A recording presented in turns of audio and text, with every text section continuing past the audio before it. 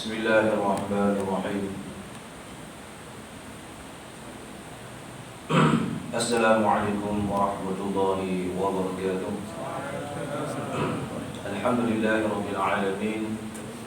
Wassalatu wassalamu ala sayyidil mursalin wa ala alihi wa sahbihi ajma'in.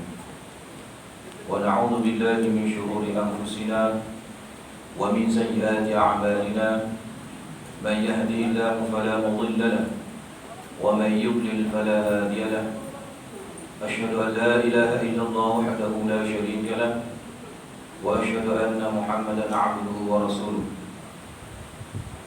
أما بعد قال رب اشرح لي صدري ويسر لي أمري واحلل عقدة من لساني يفقهوا قولي ولا حول ولا قوة إلا بالله العلي العظيم ولا حول ولا قوة إلا بالله العلي العظيم.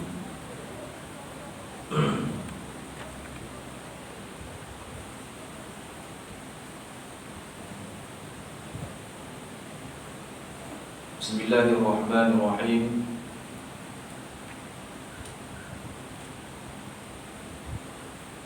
قال الله تعالى: أعوذ بالله من الشيطان الرجيم. بسم الله الرحمن الرحيم. ليس بأمانيكم ولا أماني أهل الكتاب من يعمل سوءا يجز به ولا يجد له من دون الله وليا ولا نصيرا ومن يعمل من الصالحات من ذكر أو أنثى وهو مؤمن فأولئك يدخلون الجنة ولا يظلمون نقيرا ومن أحسن دينا ممن أسلم وجهه لله وهو محسن واتبع ملة إبراهيم حنيفا واتخذ الله إبراهيم خليلا ولله ما في السماوات وما في الأرض وكان الله بكل شيء محيطا. صدق الله العظيم. وقال رسول الله صلى الله عليه وسلم: خيركم من تعلم القرآن وعلمه أو كما قال عليه الصلاة والسلام. Yang dimuliakan Tuan Pengerusi dan juga ahli jawatan kuasa Surau An-Nadwa, pada semua para jemaah yang dirahmati Allah Subhanahu wa taala. Pertama dan selamanya, marilah kita sama-sama merafa'kan kesyukuran kita kepada Allah Subhanahu wa taala dengan taufik dan hidayah serta keizinan daripada Allah Subhanahu wa taala, dapat kita bertemu pada malam ini di tempat yang disukai oleh Allah Subhanahu wa taala. Walaupun selama ini kita tidak diberi keizinan oleh Allah, sudah hampir 5 bulan ya, kita tidak bertemu ya, dalam majlis yang sama.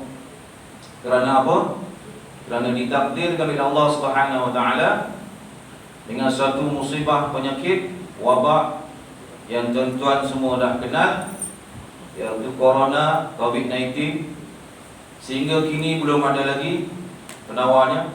Dan alhamdulillah diberikan kita peluang ya, diberikan kita oleh Allah Subhanahu wa taala kesempatan untuk berada di taman-taman syurga, berada di rumah Allah Subhanahu wa taala ini. Ya, betapa rindunya kita untuk duduk dalam majlis umpama ini ya, walaupun ada juga majlis-majlis yang diadakan dalam ya, online dan sebagainya, tetapi tidak sama dengan majlis-majlis yang secara live, secara kita berjumpa ya. Alhamdulillah kita dapat berhimpun, solat berjemaah, dapat kita mengadakan majlis ilmu. Ini semua adalah daripada taufik hidayah Allah Subhanahu wa taala serta izin daripada Allah Subhanahu wa taala disebabkan penyakit. Ada juga orang kata ya, disebabkan penyakit ini menyebabkan ramai orang jauh daripada Allah Subhanahu wa taala. Jadi alasan kepada setengah golongan, tak apalah, darurat, tak payah pergi masjid, sembahyang kat rumah boleh. Ya. Tak apa-apa sihat, sejadah tak bawa, ya, pelitup muka tak bawa. Disebabkan alasan-alasan begini, ya, mereka tidak mahu datang ke rumah Allah Subhanahu wa taala. Yang tak mau datang tu memang tak datang langsung lah. Yang datang kadang tak datang menyebabkan mereka ni langsung tak mau datang pula selepas PKP.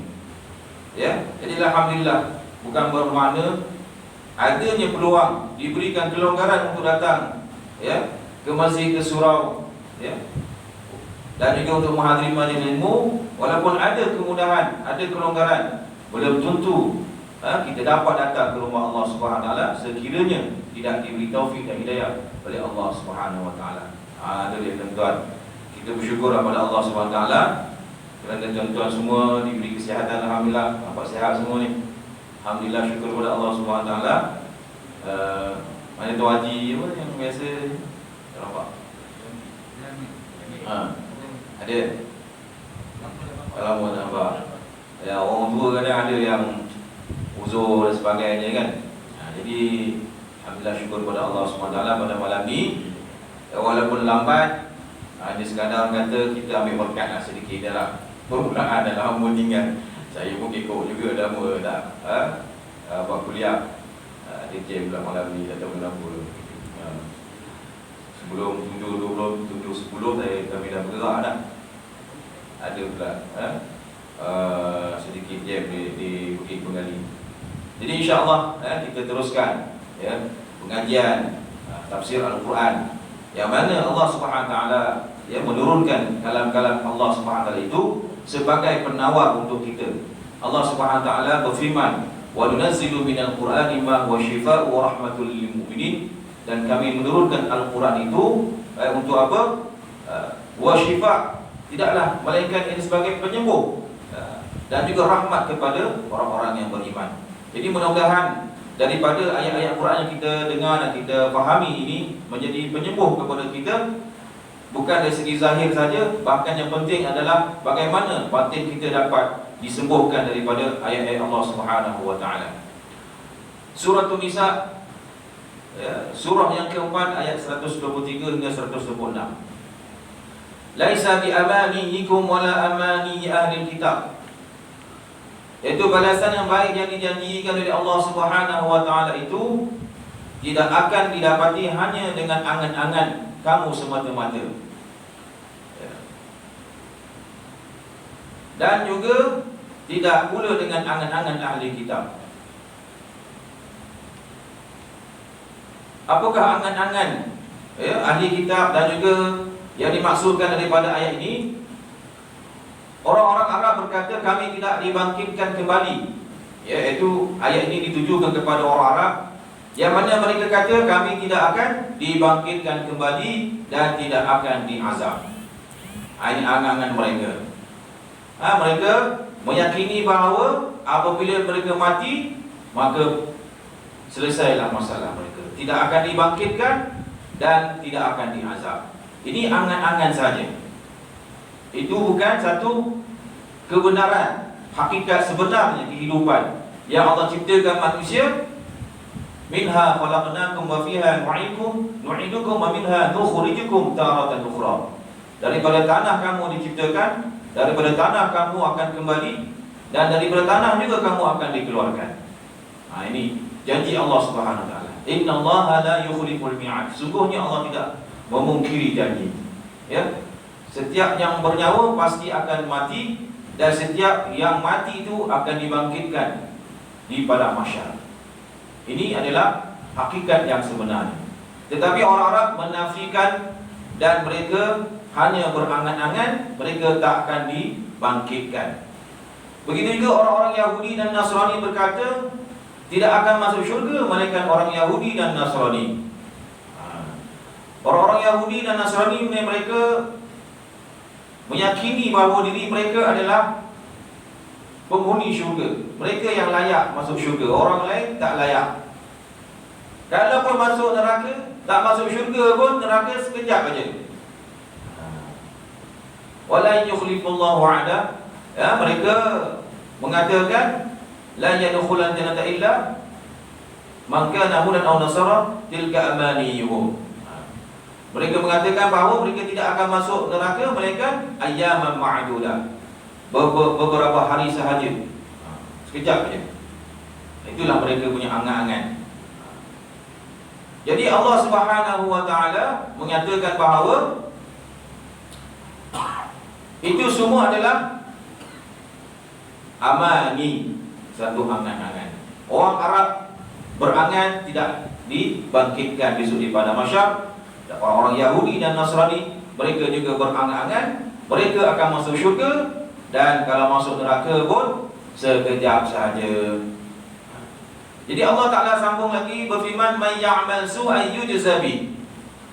Barang siapa yang melakukan kejahatan, ia akan dibalas dengan kejahatan itu.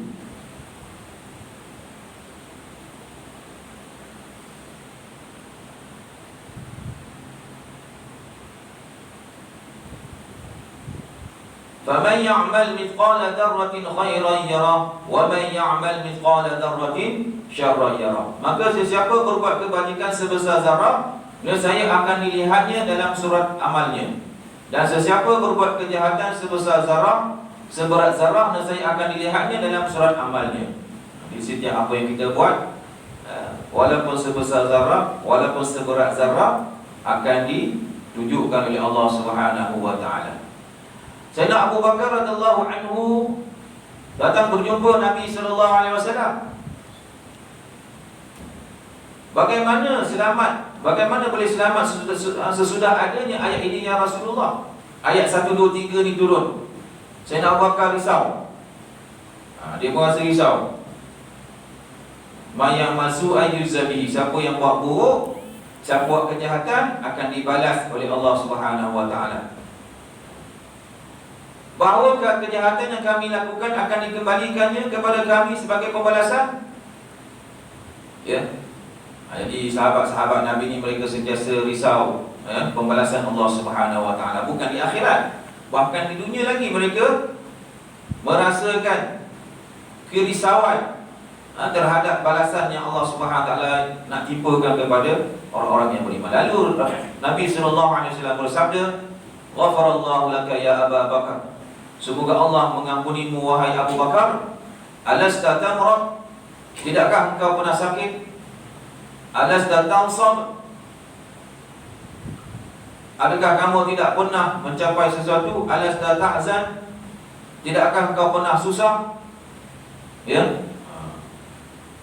Alasta tusibakal al-la'wa, adakah kamu tidak pernah mendapat musibah?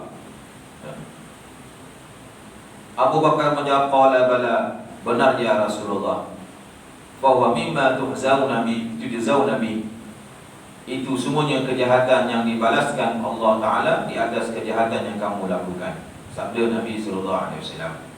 Jadi apa-apa yang menimpa kepada kita, ya, dari segi sedih hati, berasa susah, ya, mendapat apa-apa musibah, itu semua adalah balasan Allah Subhanahu wa taala di dunia, supaya kita besok di akhirat tidak dapat apa-apa lagi pembalasan. Ya, pembalasan yang Allah Subhanahu wa taala segerakan di dunia, supaya besok di akhirat Allah Subhanahu wa taala tidak membalas kita lebih berat lagi. Diriwayatkan Sa'id bin Mansur daripada Aisyah radhiyallahu anha bahawa seorang pemuda membaca ayat ini dan berkata, kita akan dibalas atas semua yang kita lakukan, maka tentu binasalah kita. Mendengar kata-kata demikian itu, Rasulullah sallallahu alaihi wasallam bersabda, "Na'am yujza bil mu'min fid dunya fi nafsihi fi jasadihi fi ma yu'dhi." Ya, seorang mukmin akan diberikan pembalasan di dunia dengan apa yang mengganggu dirinya dan tubuhnya. Ya.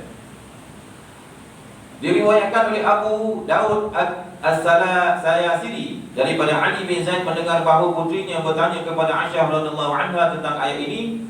Dia jawab oleh beliau, tiada seorang yang bertanya kepadaku sejak aku bertanya kepada Nabi sallallahu alaihi wasallam tentang ayat ini. Baginda sallallahu alaihi wasallam bersabda, hadhihi mubaya'atullah lil 'abdi mimma yusibuhu min al-humma wan nakbah wasyauka hatta al-bid'ah fayad'uha fi kummihi fayafzahu laha fayajiduha fi jaybihi hatta innal mu'min la yakhruju min dhunubihi kama anna al-dhahaba yakhruju min al-kir.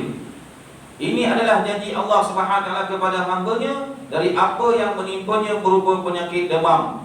Ya, kita demam, apa-apa sakitlah. Sakit kepala, demam, sakit gigi, sakit tangan, kaki, apa semua. Ya, bencana. Ya, banjir ke, tenggelam, bakar, kemalangan, itu bencana, apa-apa bencana lah yang berlaku. Yang mana kita pun tak minta, tapi Allah SWT takdirkan satu tempat tu ditimpa dengan taufan, gempa bumi, bencana kan. Macam bala yang kita ditimpakan bala sekarang ni lah, wabak corona ni, itu bencana juga. Bala bencana musibah, ya, yang Allah SWT hantar. Penyakit-penyakit demam pun Allah SWT jadikan sebagai apa? Salah satu daripada asbab untuk menghilangkan apa? Dosa-dosa kita.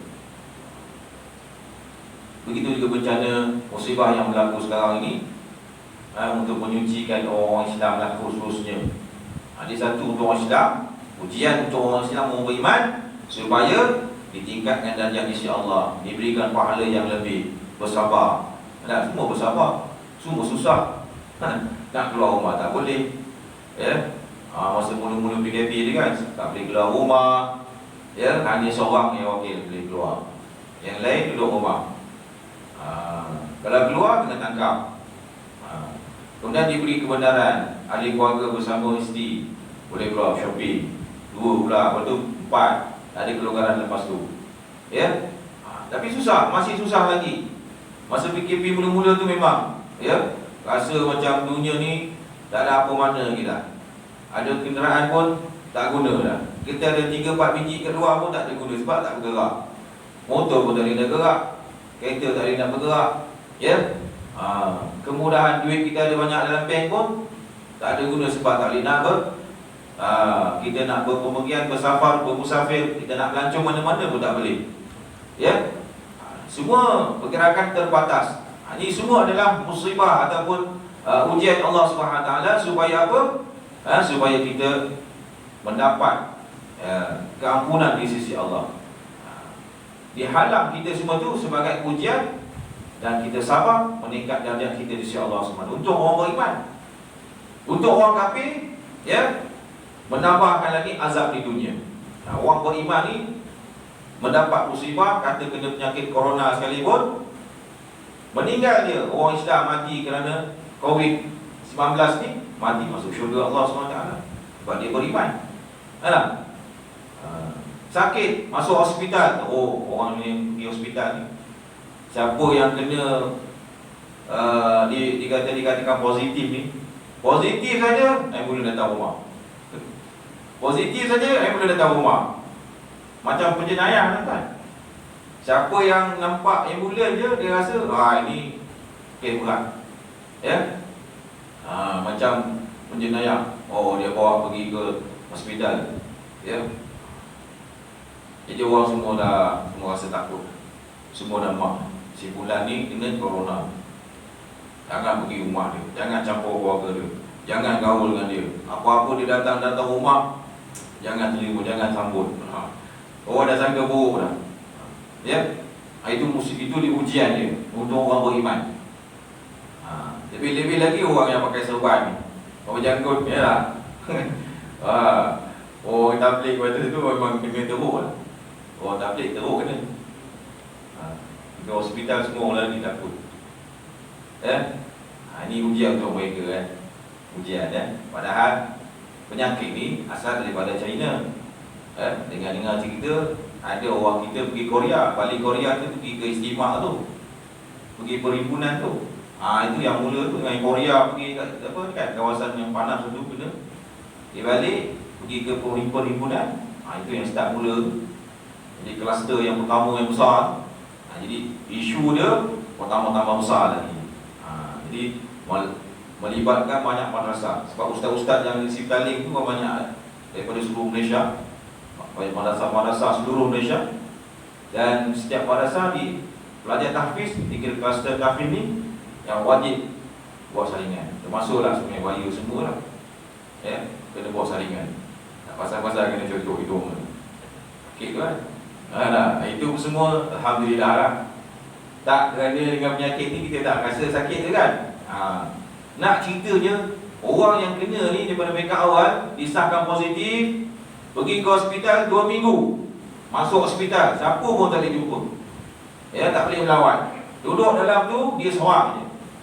Kalau isteri, dia seorang. Suami, dia seorang. Anak, walaupun umur 5-6 tahun, dia seorang. Punya azab. Ya. Kalau dia sakit teruk, daripada dia sakit sampai meninggal, ya, ada kawan saya, bapak dia meninggal, ayah dia meninggal. Ustaz Syari daripada Kelang.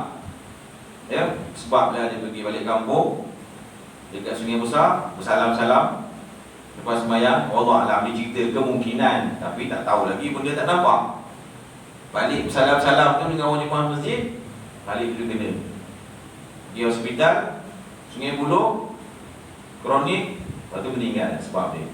Daripada mula masuk hospital Sungai Buloh sampai dia meninggal, sampai kubur pun dia tak tahu kat mana. Ni dia penyakit corona punya, ya, penangan dia. Ya. Dia pun tak tahu kubur dia kat mana. Sampai meninggal tak jumpa. Ini ujian untuk orang beriman. Ya. Untuk orang beriman tak boleh berjumpa disebabkan penyakit ini. Mungkin sekarang dah jumpa lah. Ditunjuk lah sebab mungkin dalam tempoh tertentu baru boleh pergi kubur tu kan.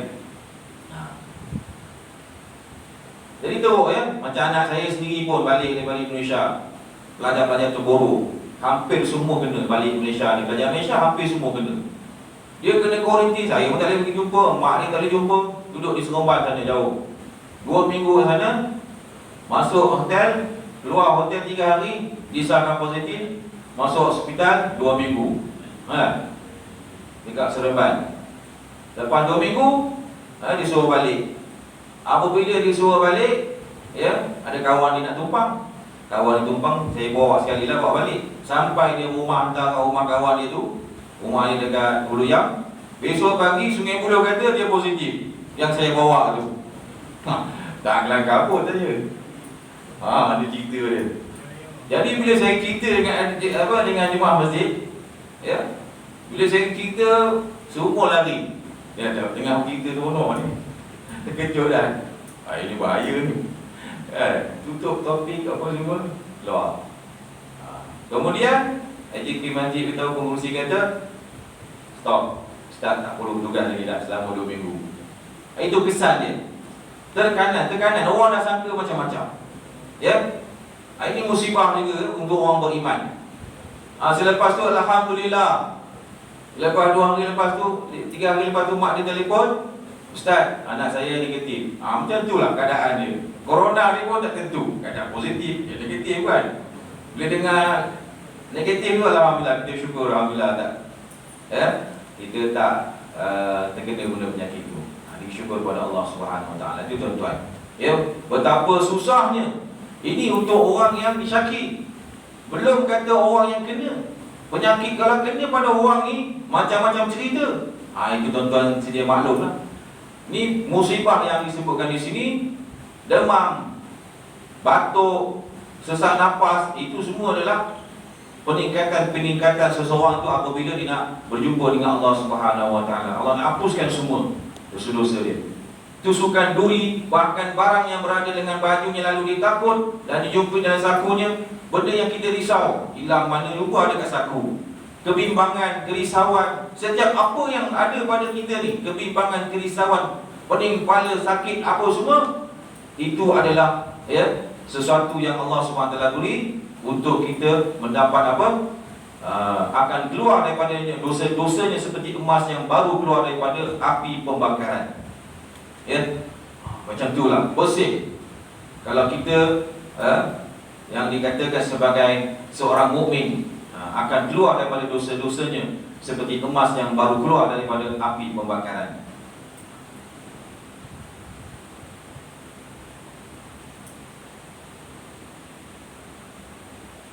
Sesungguhnya demi Allah Subhanahu wa taala, Nabi telah bersabda, yang nyawaku berada di tangannya, ayat ini adalah sebagaimana yang diturunkan, akan tetapi kamu boleh gembira.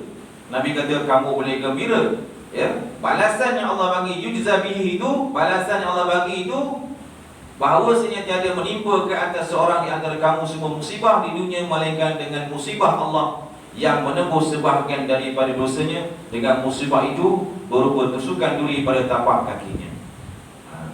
Jadi berita gembira kepada orang yang beriman. Kan tak sama kalau orang kafir. Orang kafir dia sebagai satu azab di dunia dan juga besok di akhirat akan tambah lagi azab. Tetapi orang beriman sebagai satu berita gembira bahawasanya tiada menimpa ke atas seorang di antara kita ini musibah melainkan Allah Subhanahu wa taala akan hapus dosa-dosanya, ya.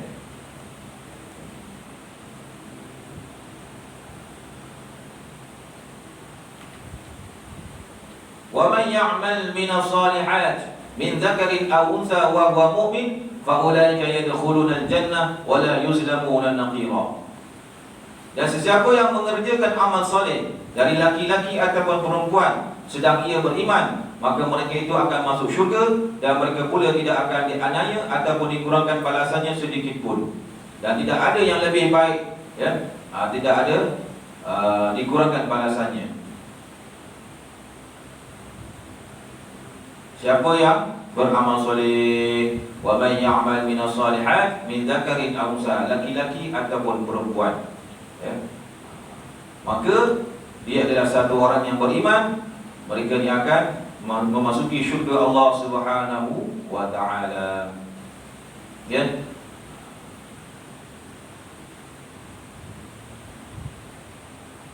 Dan sekali-kali untuk melakukan amal soleh dan kebajikan, mereka tidak akan dirugikan atau dianiaya walaupun sedikit pun. Kepada Allah Subhanahu wa taala berfirman dalam ayat 125, siapakah yang lebih baik agama daripada orang yang menyerahkan dirinya kepada Allah Subhanahu wa taala, mengikhlaskan amalannya yang berdasarkan iman dan tauhid kepada Tuhannya, ya. Yang tadi ini Allah Subhanahu wa taala berikan kepada orang yang beriman setelah diberikan musibah, diberikan ujian dan sebagainya. Tujuan untuk apa? Supaya kita menjadi orang yang soleh, ya? Orang yang baik. Siapakah orang yang baik itu? Terima apa yang Allah Subhanahu wa taala berikan kepada kita, ya? Musibah yang ditimpa kepada kita, kita redha. Itu jadi orang yang soleh. Maka balasannya iaitu syurga Allah Subhanahu wa taala. Ya, bukan senang nak masuk syurga, tuan-tuan. Ya, kita sebut syurga ni benda mahal. Hari ni nak dapat rumah kat dunia ni pun berapa banyak yang kita perlu habiskan duit. Harga rumah 1,5 juta, ya, berjuta-juta ringgit, beratus-ratus ribu ringgit. Tanah pun dah harga dah mahal sekarang ni. Ini nak hidup kat dunia, ini nak dapatkan rumah dunia, nak dapatkan kenikmatan dunia. Kita pun ada yang tak mampu nak beli, apatah lagi kita nak mendapatkan syurga Allah yang selama-lamanya. Syurga Allah Subhanahu wa taala yang lebih jauh, ya, nikmatnya daripada kenikmatan yang ada di dunia ini. Jadi untuk mendapatkan benda yang mahal, perlulah maharnya, perlulah dia punya bayarannya. Apa bayarannya? Pahala. Macam mana dapat pahala? Kena beramal, ya. Kalau kita diperintahkan apa yang disuruh, kita buat. Apa yang dilarang, kita tinggalkan. Itulah dia modal dia. Perkara-perkara yang ditimpa kepada kita, sabar. Itu sajalah. Mendapat pahala di sisi Allah SWT, modal untuk masuk syurga Allah SWT. Wa man ahsanu dinan mimman aslama wajhahu lillahi wa huwa muhsin. Habis satu ayat lagi. Wattaba'a millata Ibrahim hanifa. Dan tidak ada lebih baik agamanya daripada orang yang menyerahkan dirinya kepada Allah dengan ikhlas. Orang-orang Islam berkata, kami adalah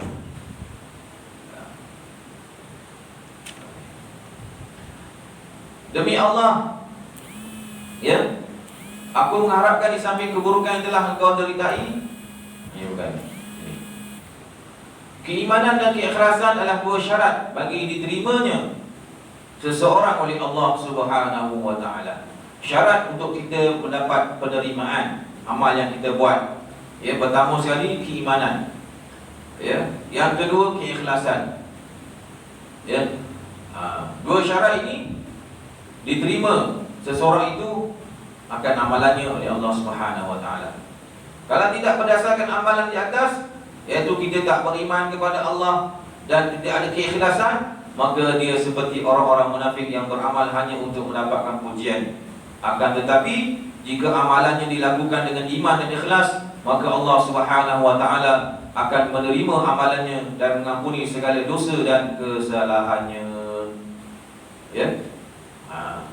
Setiap apa yang kita buat, ya, perlu disertai dengan keikhlasan, iaitu semata-mata kerana Allah. Buat semata-mata kerana Allah, bukan untuk mendapat pujian manusia. Allah Subhanahu wa taala berfirman yang bermaksud, dan dia mengikuti agama Ibrahim yang lurus, iaitu Muhammad sallallahu alaihi wasallam dan para pengikutnya hingga hari kiamat. Sebagaimana firman Allah Subhanahu wa taala, "Tsumma auhayna ilaika an ittabi' millata Ibrahim hanifa wa ma kana minal musyrikin." Kemudian kami wahyukan kepadamu wahai Muhammad, hendaklah engkau menurut agama Nabi Ibrahim yang berdiri teguh di atas jalan yang benar, dan jadilah ia daripada orang-orang musyrik. Allah Subhanahu wa taala berfirman dalam penutup ayat 125 bahawa Ibrahim alaihissalam telah dipilihnya sebagai kesayangannya, sebagai ajakan agar orang mengikuti jejaknya, dan mencontohi sebagai imam yang telah sampai puncak kedekatan seorang hamba kepada Tuhannya, sehingga dia diambilnya sebagai kesayangannya, tingkat tertinggi dalam hubungan antara manusia. Ya, Nabi Ibrahim ini adalah yang dipanggil sebagai Ibrahim Khalilullah, Ibrahim kesayangan Allah Subhanahu wa taala. Sebab apa mendapat darjat yang tinggi di sisi Allah SWT? Kerana ketaatannya kepada Tuhannya. Tak ada lain-lain melainkan dia taat kepada Allah Subhanahu wa taala. Wa idh batala Ibrahim rabbuhu bikalimatin fa'atammahun. Dan ingatlah ketika Nabi Ibrahim diuji oleh Allah SWT dengan berapa kalimah, iaitu suruhan dan larangan. Disuruh, dibuat. Ya. Apa disuruh? Nabi Ibrahim disuruh supaya sembelih anak, dibuat. Nabi Ibrahim disuruh tinggalkan isterinya di padang pasir yang tidak ada makanan dan minuman, dengan padang pasir yang tandus, dibuat. Ya. Nabi Ibrahim disuruh, ya, supaya membina Kaabah, dibuat. Nabi Ibrahim disuruh macam-macam lah. Perintah Nabi Ibrahim ni kepada Nabi Ibrahim dibuat, semua Nabi Ibrahim taat. Maka Nabi Ibrahim pun menyempurnakannya.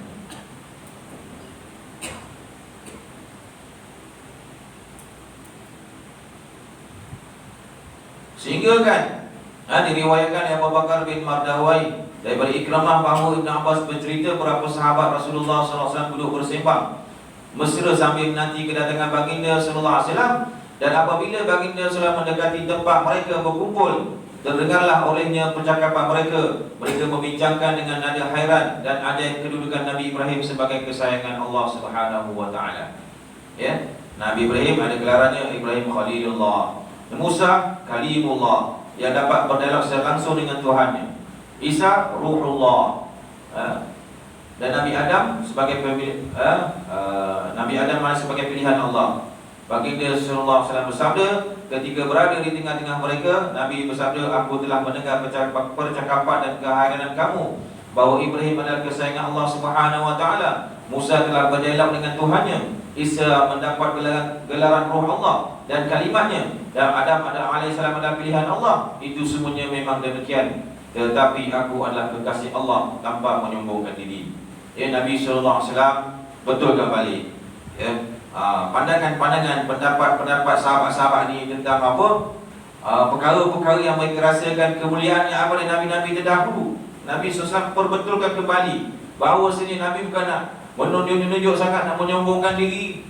Ya, Nabi betulkan, hanya sekadar membetulkan pandangan mereka bahawasanya aku adalah kekasih Allah, Habibullah, aku adalah kekasih Allah. Ya, wa inni habibullah, tapi aku tak sombongkan diri. Ya, aku nak beritahu je. Supaya kamu jangan, ya, tak boleh dari segi adabnya dengan Nabi sallallahu alaihi wasallam, tak boleh macam tu. Ya, memuji-muji Nabi di depan Nabi dengar tak? Jadi Nabi perbetulkan sahabat-sahabat. Memang betul, tapi Nabi telah mengatasi segala-galanya. Ini habibullah wa ana awwalu syafi'in wa musyafa'un, dan aku adalah yang pertama memberi syafaat dan diizinkan memberikannya tanpa menyombongkan diri. Siapa yang bagi syafaat besok di akhirat? Yang mula-mula sekali Nabi akan beri syafaat Nabi Muhammad sallallahu alaihi wasallam, bukan Nabi Ibrahim, bukan Nabi Musa, bukan Nabi Isa. Ya, besok di akhirat Nabi Muhammad sallallahu alaihi wasallam yang mula-mula akan beri syafaat supaya dipercepatkan hisab. Ya.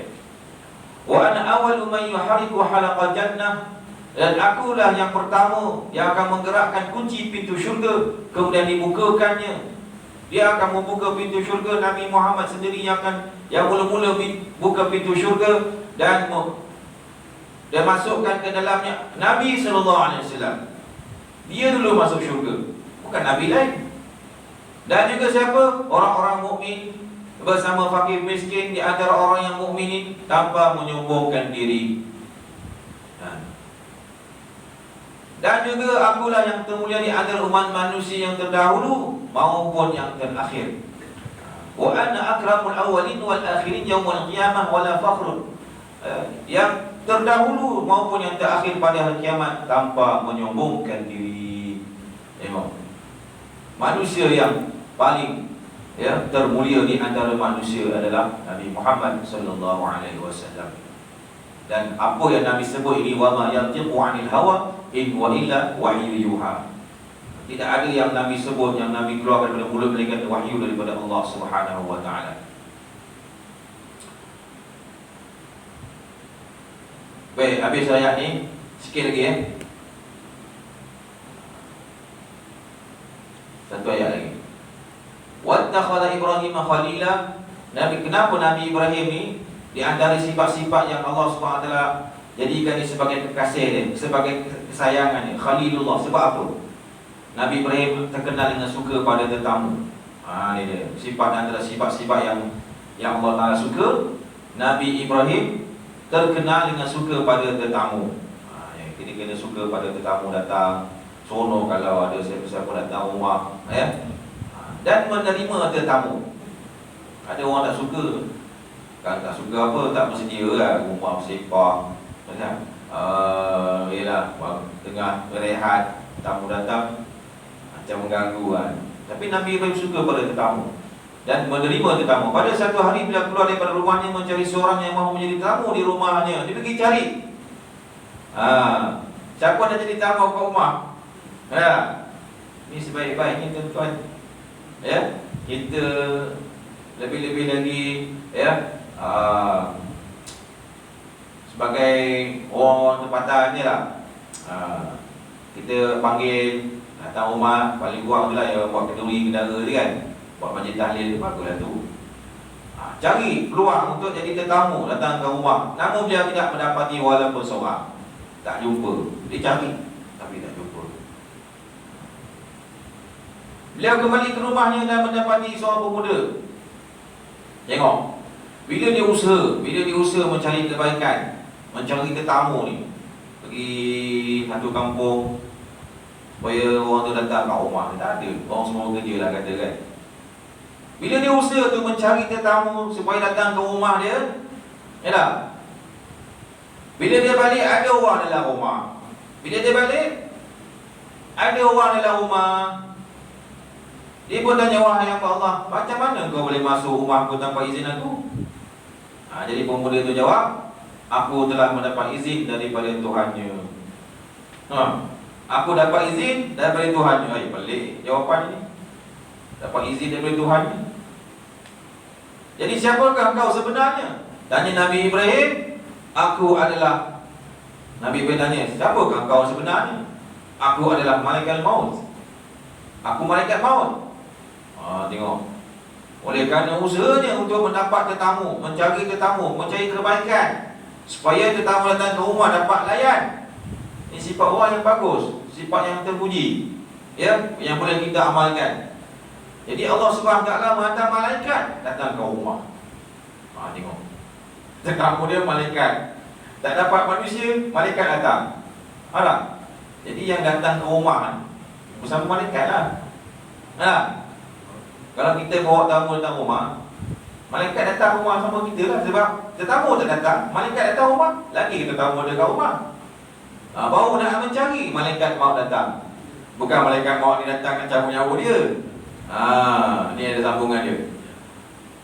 Ketika malaikat maut, alamak, datang rumah, tunggu dululah, belum siap lagi kan? Belum sedia lagi. Kata pemuda itu, diutuskan oleh Tuhanku kepada hamba-Nya untuk memberitahu berita gembira kepadanya. Nak beritahu berita gembira ni kepada hamba-Nya, bahawa Allah Subhanahu Wa Taala telah memilih sebagai kesayangannya. Aku nak beritahu bahawa Allah Subhanahu Wa Taala, berita gembira, Allah Taala memilih dia sebagai kesayangannya. Siapakah hamba itu? Tanya Nabi Ibrahim dan seterusnya berkata, siapa orang tu yang ada ketika kasihnya tu? Demi Allah, jika kau beritahu aku siapa orang tu, dia tak kata diri dia perasaan diri ni. Kalau dia rasa aku kot, datang rumah ni malaikat jumpa aku ni, akan rasa utusannya akulah yang disebut-sebut ni. Nabi Ibrahim tak ada rasa perasaan diri dia. Ni orang Nabi ni, Allah pelihara hati dia.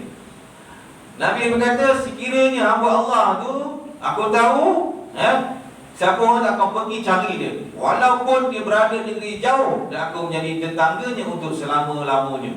Aku jadi tetangga dia selama-lamanya sampai mati. Duduk berjiran orang tu, sebab orang ni yang paling yang disayangi oleh Allah Subhanahu Wa Taala. Malaikat mau jawab, hamba yang aku masukkan ialah engkau sendiri. Aku? Nabi dia kata, aku? Ya, jawab malaikat. Mengapa Allah SWT mengambilku sebagai kesayangannya? Dia macam nak nafikan, apa yang daripada aku ni sifat sehingga Allah Ta'ala jadikan kesayangannya. Tanya Ibrahim AS, jawabnya malaikat, engkau selalu memberi kepada mereka, tetapi tidak pernah meminta-minta daripada mereka. Bagi siapa-siapa, tapi tak pernah minta. Ini kerja mulia ni tuan-tuan, jangan kita anggap remeh walaupun sikit je lah, bagi sumbangan itu pun nak tunjuk-tunjuk lah, sampai jadi isu semua kita tak tahu. Selalu memberi kepada mereka, siapa-siapa bagi, tapi tak pernah minta daripada mereka. Dia bagi siapa-siapa, tak pernah minta. Ini sifat yang terpuji yang ada pada Nabi Ibrahim AS, sehingga kan Allah SWT sendiri suka kan amalan ini. Dah hantar malaikat beritahu dia adalah Khalil, kekasihku, ataupun kesayangan. Sikit lagi Diriwayatkan pula daripada Ishaq bin Yasar bahawa apabila Allah Subhanahu Wa Taala memilih Ibrahim sebagai Khalilnya, kesayangannya, bila dia dapat anugerah Khalil, kesayangan Allah, bukan bertambah sombong, bertambah rasa hebat. Orang siapa? Aku ni orang yang diutus oleh Allah, yang dipilih oleh Allah. Aku yang dapat iktiraf menjadi orang yang paling hebat. Tak ada, bukan nak menyombongkan diri. Tertanamlah dalam hati Ibrahim perasaan takut. Ini sifat orang beriman, sifat orang yang takut pada Allah ni. Bukan dibagi pujian, diberikan gelaran, diisytiharkan orang yang paling sayang dengan Allah tu, bukan bertambah dia gembira, bertambah dia rasa sombong, rasa dia bangga diri, bahkan dia rasa takut. Sehingga kadang-kadang terdengarlah denyut hatinya itu, denyutan hati itu dengar, seakan-akan suara sayap burung yang sedang terbang ni. Dia punya degupan hati dia kan, bunyi sayap burung yang terbang, dengar. Punya hati itu kalau takut dengan Allah tu boleh dengar. Demikian juga kalau Nabi SAW sendiri, seringkali terdengar daripada Nabi kita dah adanya suara seperti air panas yang mendidih. takut Allah Ta'ala tu. Sehingga dengar bunyi dalam daripada dadanya suara seperti air yang mendidih. Disebabkan Nabi ni sedihkan umat, tangisan bagi beliau sallallahu alaihi wasallam. Sampai tahap macam tu.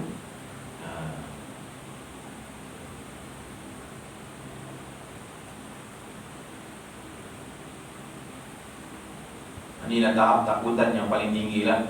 Ini pilihan Allah, ya. Kita tak dapat sampai hati menggelegak-gelegak, sampai berdegup-degup tu. Kadang ada orang juga mencintai seseorang tu, berdegup-degup tu rasa lain kan. Dia boleh ada kontak hubungan dengan seseorang yang dia suka tu, ada juga. Itu untuk makhluk. Yalah. Kalau dapat duit 1 juta tu, jantung tu dah macam tu lah kot. Tiba-tiba jadi jutawan dah. Duit sedebut juta-juta depan ni dapat emas betul kat belakang rumah. Mungkin tiba-tiba cinta tu timbul lah untuk makhluk, untuk dunia. Jadi orang dapat cinta dengan Allah SWT. Jadi ayat terakhir dalam ayat ke-6 Allah berfirman bahawa apa yang ada di langit dan bumi semuanya adalah miliknya. Walillahi ma fis samawati wa ma fil ardh. Milik Allah SWT. Kita tak ada apa-apa milik sesuatu apapun. Ya.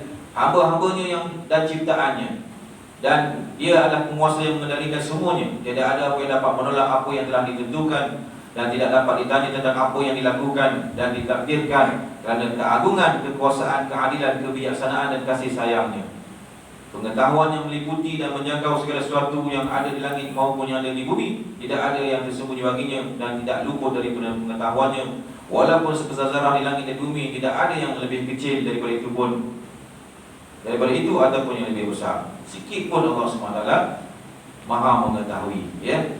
Maha bijaksana, Maha berkuasa. Jadi tak ada perlu kita nak takut. Kalau orang yang betul-betul takutkan Allah, dia tidak takut pada siapa-siapa pun. Sebab dia mengetahui bahawa Allah Ta'ala Maha mengetahui segala-galanya. Walaupun sebesar-besar perkara, Allah mengetahui. Walaupun sekecil-kecil perkara, Allah Ta'ala mengetahui. Sebab itulah kita sentiasa minta dengan Allah SWT, memohon kepada Allah SWT, berhajat kepada Allah, minta sesuatu dengan Allah, kerana Allah Maha memberi. Allah SWT Maha mengurniakan, Maha kayanya Allah SWT. Kita yang tak mau minta. Jadi Allah Maha memberi, kita tak mau minta, rugi kan. Jadi insyaAllah mudah-mudahan kita sambung ayat surah An-Nisa ayat 400, ayat 127, wa yastaftunaka fin nisa, insyaAllah pada kuliah-kuliah yang akan datang. Moga-moga Allah Subhanahu Wa Taala memberi kita kefahaman tentang ayat ini, betapanya tingginya sifat-sifat amalan-amalan yang kita anggap hari ini benda tu tak ada apa bagi makan kat orang, campur tetamu, suka pada tetamu, sisi buat majlis, sisi buat kenduri, sisi sikit buat tahlil kan. Nak buat tahlil jumpa orang dalam rumah tu, tuan-tuan, besar dunia pahala dia tu. Ialah satu tujuan dia bagi sedekah, bagi si mati. Itu satu bab, untuk si mati. Bagi makan orang lepas tu, tamu datang rumah bagi makan. Itu kita jangan pandang satu benda yang kecil. Dan bila orang datang rumah, kita kena usahakan supaya hati kita ada sifat terbuka, seronok. Siapa pun datang, jangan kita rasa sesuatu. Mudah-mudahan insyaAllah lah. Ni kena belajar juga, bukan yang bercakap ni semua yang bercakap ni dapat diamalkan. Kita pun ada juga kadang tengah tidur orang datang, siapa pula datang ni kan. Ada perasaan itu juga. Ini kita kena belajar. Bila kita tahu tetamu datang bawa rahmat, tetamu datang ni membawa keampunan, malaikat bersama-sama tetamu datang rumah. Kita kena seronok. Bila orang datang rumah ni, kita rasa seronok. Kita selalu jemput adik-adik kita kan. Kalau nak datang rumah tu, hari-hari kita jemput, datang rumah apa semua kan. Kadang-kadang kita sendiri dah nak offer, tak mau datang mereka datang ke rumah, kita lebih suka datang rumah mereka. Kita cuba ubahkan adik-beradik ni, supaya yang mana yang jauh tu, yang kita tak pernah jemput dia, mana yang renggang tu, dia ajak mereka datang rumah. Dia datang rumah, dia sikit, kalau ada masa singgahlah rumah. Ini sifat-sifat terutama adik-beradik kan. Dan juga siapa-siapa saja, kalau mampulah, kalau mampu nak menghidang sesuatu, kita hidanglah. Sekiranya tidak ada apa-apa, apa yang ada dekat rumah tu, ya. Jadi mudah-mudahan insya-Allah Nabi Ibrahim AS mendapat julukan sebagai Khalilullah. Salah satu sifatnya adalah dia suka tetamu dan menerima tetamu. Mudah-mudahan pada malam ini kita dapat ambil pengajaran supaya Allah SWT pilih kita di kalangan mereka-mereka yang mengamalkan, ya, seperti mana Nabi-Nabi, amalan Nabi-Nabi Anbiya alaihi wassalam, dan juga orang-orang yang soleh, insya-Allah. Apa yang baik daripada Allah SWT. Salah silap kelemahan saya, minta maaf pada tuan-tuan, tersilap dan terkasar bahasa, dan minta ampun pada Allah SWT. Aqulu qawli hadza wa astaghfirullahal azim li wa lakum. Wassalamualaikum warahmatullahi wabarakatuh. Al-Fatihah. A'udzu billahi minasyaitonir rajim.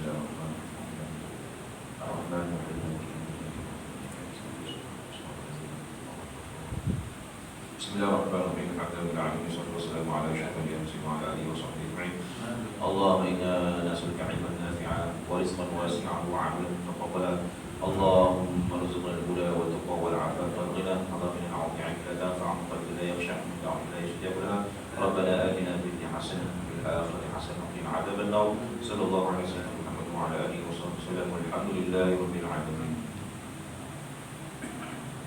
Jadi siapa yang berhajat untuk dapatkan minyak Hafiz, boleh ambil di kedai banding kita. Saya ada bawa 4 kotak ni.